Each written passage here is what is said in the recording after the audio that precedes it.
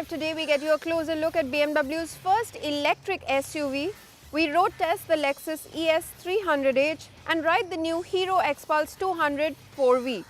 Hello and welcome to Overdrive. I am Soini Dutt. BMW has plans to launch a few electric-only models in the next couple of months, and it all started with the unveil of the all-new iX model.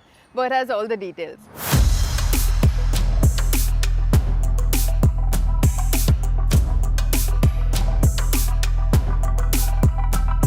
BMW India is no stranger to the electric car business because, well, they've been one of the earliest adopters of EVs in India.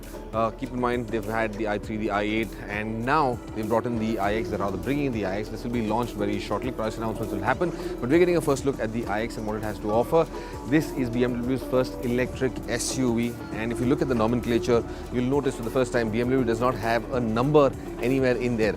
I, of course, denotes its electric character, and then the X stands for its all-wheel drive powertrain. Again, quite a good-looking SUV. The images just don't do any justice to what it has to offer. This front grille, of course, fairly large unit, but it really isn't a grille. There is a panel over it, and this is an intelligent panel because it houses sensors and cameras just to enable better, safer driving conditions. Now, the LED headlamp panels out here, these are BMW laser lights, and of course this is the thinnest and slimmest panel that BMW has ever used on a car in its entire range ever, for that matter. You've also got, well, you've got adaptive panels, vents over here as well, that gives you more efficient cooling for the braking systems. Also notice that it's got the characteristic blue in the logo. Now, this is something that we've predominantly seen on BMW's electric vehicles. That blue, you'll continue seeing those blue elements in several parts of the car. Again, you've got more efficient wheels on the side. What you're seeing here are the Bridgestones. Now, these are 22-inch wheels and tires. This is a 275/40 profile. These are the Alenzas, of course, the more efficient tires. They're designed to improve efficiency in electric vehicles. Closer towards the rear, this is where the charging system sits in, and you've got both the AC and of course for DC charging capabilities right there.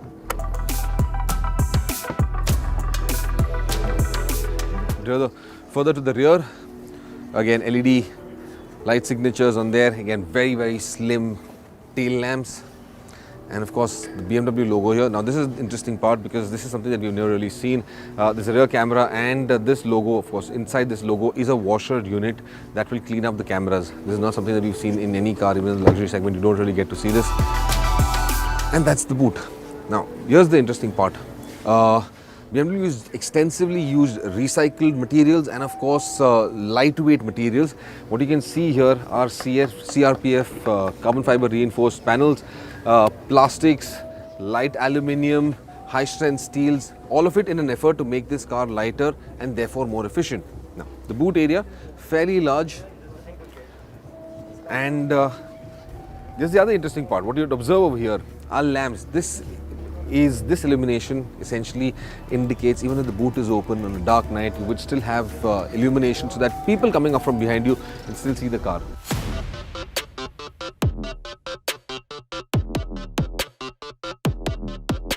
So driving the BMW iX is going to be a bit strange. It's going to feel a bit strange for a lot of people because it's got some radical elements inside this cabin, things that we've never ever seen on any car before, and that starts off with the steering wheel. It's got a hexagonal steering wheel. This is not circular. It's got a flat bottom, but well, it's not round everywhere else. As you can see, it's clearly got well-defined edges to it. That's 1, 2, 3, 4, 5, 6 points on this steering wheel. Again, nice element over here. Very futuristic looking interior, very futuristic looking dashboard. Most of the elements inside this cabin, remember, are all well recycled or come from sustainable processes. So even the dashboard, now all of this is natural leather, but it comes from sustainable processes. Any wood elements that you would see come from sustainable forests. It's got a massive screen right here on the dashboard. Again, crystal glass used extensively throughout it, whether it's the multi-information display right behind the steering wheel or the infotainment display area. This is a 14.3-inch touchscreen, very large. And again, you've got another 12-inch crystal display right behind the steering wheel, which will give you all the information, all the driving information.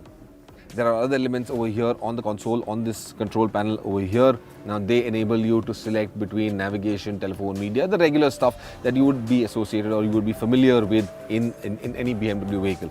What's interesting to notice and to observe is that crystal is also used extensively, whether it's in this selector knob right here, of course the gear selector switched right there, even down to the door handle elements, they've all got crystal in them. This is pretty impressive. Another observation would be the lack of a transmission tunnel. This space is something that we've never seen. That's an absolutely vacant space.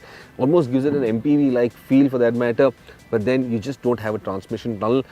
The dashboard is not connected to this center console. You've got cup holders out here. You've got all of your elements on this table-like structure, but it isn't connected. There isn't a bridge between these two sections. So everything on the A-pillar looks like it's not connected to elements in the center of this cabin, or at least in the center of the driver area.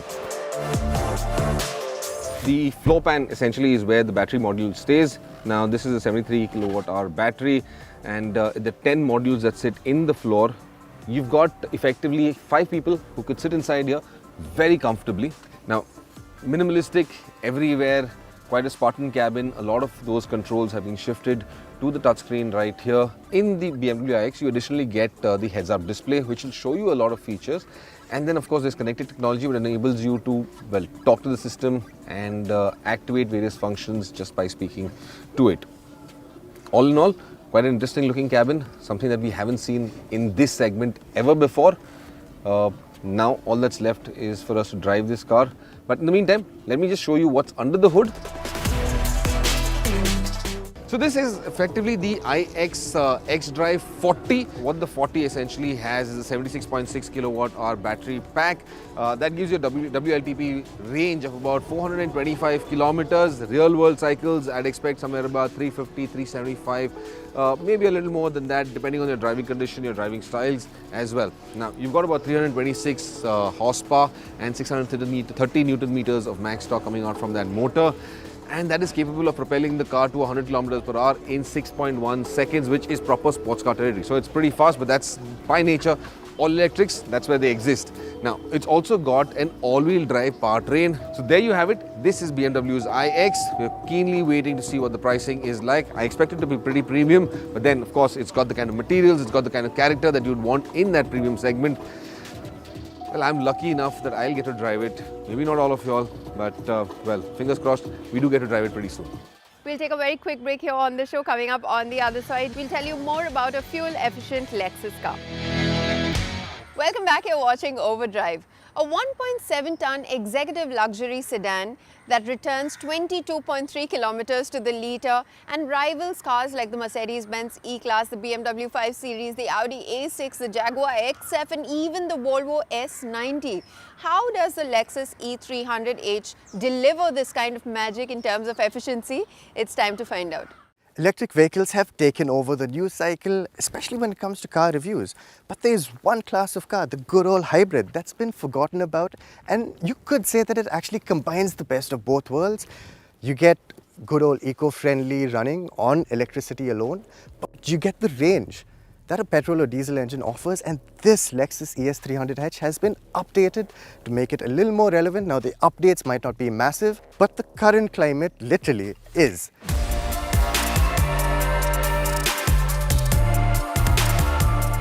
It's near impossible to tell the facelifted ES300h from the previous model, but look closely and you'll notice that the slats on the grille are beveled and reflect light in more interesting ways, while the headlights turn up ever so slightly at the corners.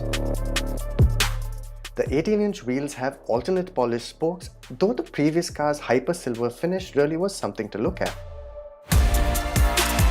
All these years later, it's still a car that stands out on the road for its sheer size and sophistication.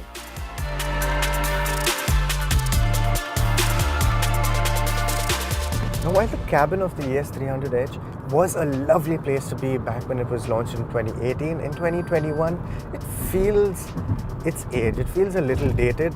The biggest change for this model here, ES300h, is the fact that the infotainment screen has been brought closer, so you can actually reach out and touch the screen. There are a bunch of physical controls and all the materials feel superbly plush, and this wood paneling I think is my favorite thing on this thin rim steering wheel. Other changes include the inclusion of a wireless charging pad and new graphics for the digital instrumentation, but that's about it. There's more than enough headroom, thigh support and knee room, and there's even rear seat controls to move the passenger seat forward. All other controls, including for the climate control, are stored away in the central armrest, which makes getting to them with a middle passenger impossible. That said, the middle seat is a fairly comfortable seat, something which can't be said for too many other luxury sedans at the price. Now just to run through the specs on the ES300H, we're talking 178 PS and 221 Nm of torque from that 2.5 litre engine. And if you're thinking, those figures sound low, well, they are, because this engine isn't tuned for max performance, it's tuned for max efficiency. And of course, you've got that electric motor that's mounted on the front axle, helping the front wheels out with 120 PS of peak power and 202 Nm of peak torque. Put together, this should result in very impressive numbers on paper, but that's not the case. Lexus claim a combined output of 218 PS and they don't have a torque figure given. While the outputs aren't segment leading, the Lexus stands out, and not in a good way, for having a CVT gearbox with paddle shifters. The paddle shifters, however, work only for downshifts in the D mode and offer vaguely upshift-like sensations in the S mode, but more on that later. The electric motor is paired to a 1.6 kWh battery that's under the rear seat, and that might not seem like much, but it does mean you get pure EV mode at speeds under 50 kmph, and you feel it kick in every now and then, where most times getting away from traffic lights, you will pull away on pure EV power only. And the beauty of the whole system is how seamlessly the 2.5 litre inline 4 petrol engine joins in. And unless you're paying really close attention, you actually won't even realize when the petrol engine kicks in. That's how smooth the petrol engine is. Truth be told, it doesn't feel like it's underpowered. It does feel closer to the theoretical combined figures. Outright performance doesn't really feel slow. It did the 0 to 100 kmph dash in 8.9 seconds. Roll-on performance is about right for a car of this class, if a little slower.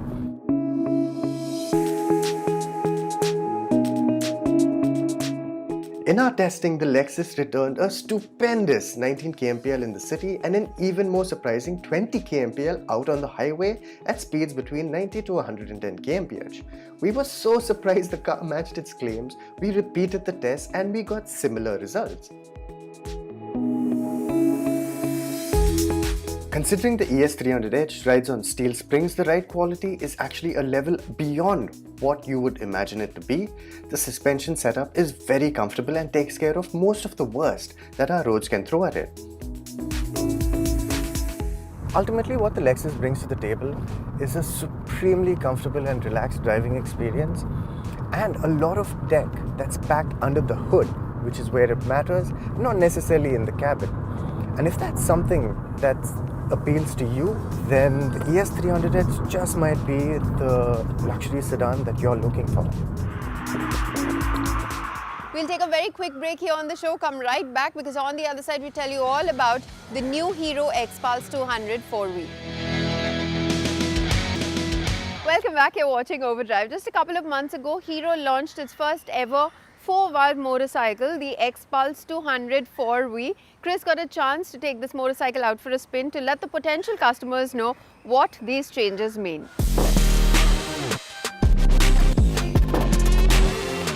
Now the Hero XPulse 200 has always been a very special dual-purpose machine ever since it came out a couple of years ago. It took over from the Hero Impulse, which was already an impressive machine in its own right, and then Hero made a couple of improvements and the XPulse was born. Now, given its displacement, styling, its capabilities, not only off-road, but even the way it tackled certain tricky on-road situations, well, it was just astounding, and there's absolutely no machine that you can actually compare this bike to, given its capabilities, on-road and off-road.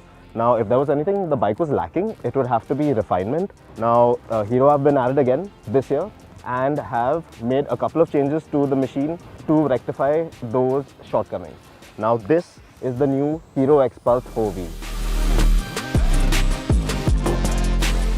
Now, when Hero says that it takes the feedback from its customers seriously, we tend to really believe them because, well, the company's certainly done so with the Xpulse. For instance, take the 2-valve BS6 Xpulse 200 which came out last year. Well, some felt that the switchgear of that bike needed to be changed around because things like the rocker style high beam switch kept dropping off for some reason. So in steps Hero to address the issue by changing the switchgear around with the new Xpulse 200 4V. And I must admit that while it doesn't look all that special, it definitely feels built to last and very good to use. Then there's stuff like the headlight of the older BS6 bike, which most felt to be weak. In steps Hero again with a tweaked unit that's supposed to be around 20% brighter than before. But here too I can attest that there's honestly still room for improvement on this front. Besides this, there's other run-of-the-mill stuff. Cosmetic changes like the new stickers on the tank and panels, and even the new paint color options that aim to freshen things up a bit. And well, that seems to have worked as well. Now the most significant change with this new Xpulse has to be with regard to its engine. The 4V in its name basically stands for 4 valves, which is 2 more valves than the older model. And with these 2 more valves, basically that reduces the pressure on the valve train, and this allows the engine to breathe and go about its business a lot smoother and better, especially at high revs. And this in turn has led to a slight bump up in power and torque. It's up by 1 PS and 1 Nm over the older model. And although these figures might seem rather insignificant, these changes don't just end there. So Hero have also increased the size of the oil cooler, the gear ratios have been altered, and even the rear sprocket has grown in size. It has 7 more teeth than the previous model. And this all comes together to help distribute the power and torque a lot more evenly across the band, and basically helps make this bike a better touring machine. The added power and torque are spread a lot more evenly across the power band. Now, the first 2 gears of the Xpulse's 5-speeder are really short and are more suited to off-road riding scenarios. You'll often find yourself in 3rd when you're pottering around town at city speeds, while 4th and 5th gears are tall and more suited to speeds out on the open highway. A great thing about the Xpulse 4V is that now the engine is a lot more refined. It sounds a bit gruff the higher you climb up the power band, but it definitely feels less stressed than before. The bike gets off the line a lot quicker, and even at low speed, in-gear acceleration feels a lot livelier. Pick up the pace out on the open highway and the motor doesn't feel out of its element like before, and you can hit speeds of around 80 to 90 kmph at around 6,500 rpm and hold it there very comfortably. 100 kmph also feels very manageable as well, and there's even some more power on tap for you to pull off vehicles traveling at the same speed, but it does tend to feel a little overworked, the engine, once you cross the 110 kmph mark, which is over 7,500 revs. Another commendable bit about the bike is that there are barely any vibrations to be felt around the 100 km/h mark, which makes Hero's efforts on this front laudable. The diamond type chassis is still the same as before, and if you've ridden the older Xpulse 200, well, you'll definitely know that this was never going to be a really bad thing. The suspension units on both ends and even the brakes with the single channel ABS have been carried over from the older BS6 bike, which came out last year. The instrument cluster is the same too, it's just that the Bluetooth connectivity software has received an update.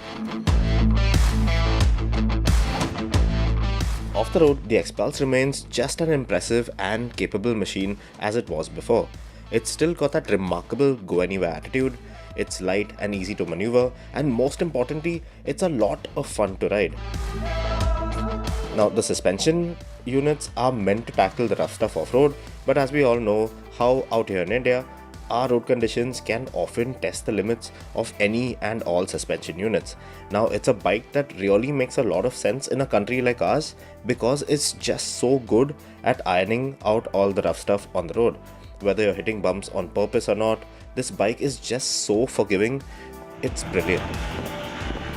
And now, with the new updates, Hero has strengthened this bike's dual purpose credentials. It's just a perfect learning tool if you're getting used to riding off-road, and if you're one of the more experienced riders, you'll definitely fancy having the rally kit on this bike, which gives you better ground clearance, better knobby tires, adjustable front suspension, flat bench seat, extended levers, and so on. Now, another thing that deserves a mention on the Xpulse 4-valve is its seat padding. Now, the seat might look to be the same as before with the same shape and texture and everything, but it's a lot firmer now, and this alone makes a world of a difference, especially on long rides down the highway. Your back and your backside won't be crying out for mercy as soon as you head out on a long ride out of town, and that's something that has quite literally helped make the Xpulse a better machine in the long run. Now, while the Hero Xpulse really excelled off-road, it was never really known to be an excellent touring machine. Now, have the company addressed that stature of this particular vehicle? Yes, it most certainly has. Now, it's not only the engine or the gearbox, it's just the way that it all comes together. The power, the gearbox, the engine, even the seat for that matter. It all just makes the bike a more compelling package both on and off the road. Now, Hero have certainly done a great job with this one. It's really impressive. And given the fact that this motorcycle just cost around 6,000 rupees over the older model, well, that's a steal, given all the changes and the improvements that the company has made over this. So yes, Hero have definitely sweetened the deal on this one. On that note, we've run out of time on this week's edition of Overdrive. But remember, you can stay in touch with the team through Facebook, Twitter, as well as YouTube. And you can follow our latest updates on Instagram. We'll see you next week. Until then, goodbye. Many thanks for watching.